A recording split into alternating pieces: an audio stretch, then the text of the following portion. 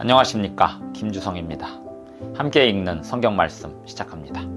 지금 읽을 말씀은 욥기 37장입니다. 제목은 그 소리를 천하에 펼치시며. 엘리후를 포함하여 욥에게 충고하려던 모든 사람들이 사실은 나쁜 사람들은 아닙니다. 하나님을 옹호하려는 마음이 있지만 단지 고난에 대한 불안이 있었기에 욥이 고난당하는 이유가 욥의 악이라고 생각했던 게 문제였습니다. 하지만 욥을 향한 충고들 중에는 주옥 같은 말씀들이 있었습니다.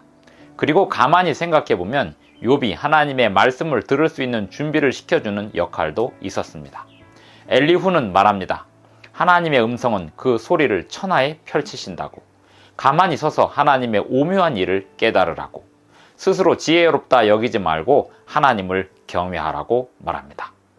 욥기 37장 1절부터 24절까지 낭독합니다.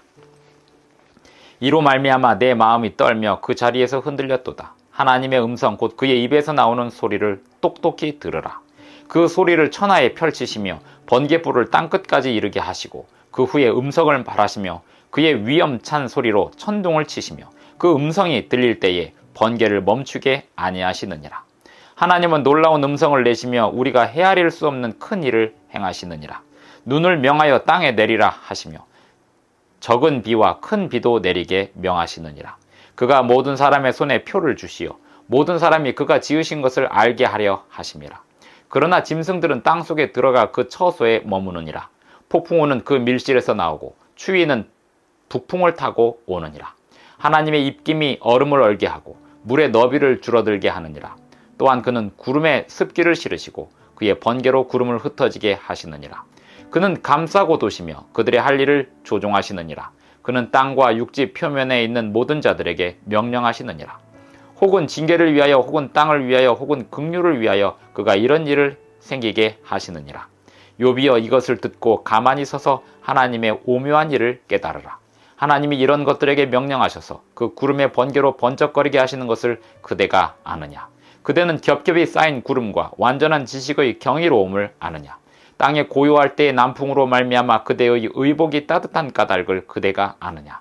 그대는 그를 도와 구름장들을 두들겨 넓게 만들어 녹여 부어 만든 거울같이 단단하게 할 수 있겠느냐.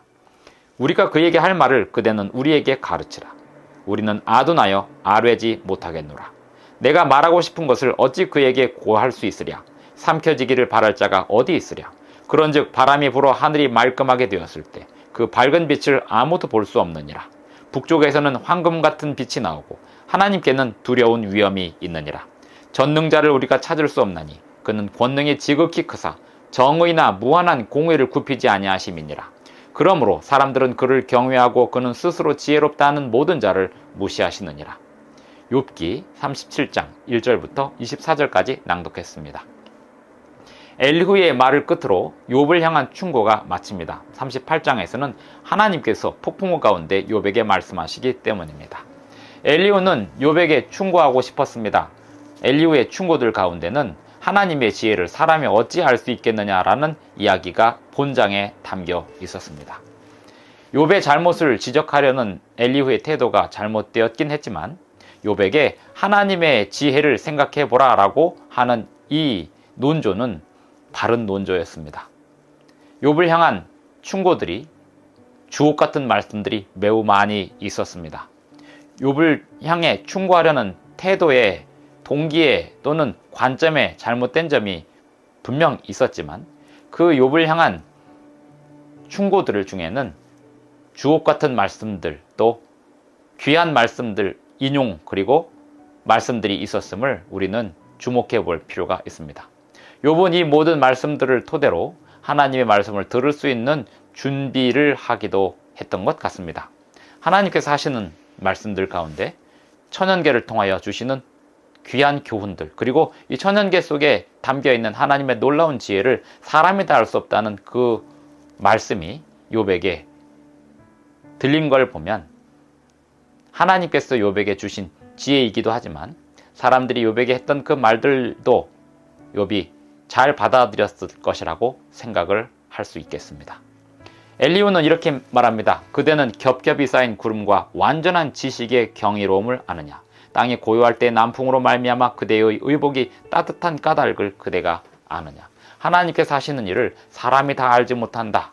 이것은 분명 바른 논조요 말씀이었습니다.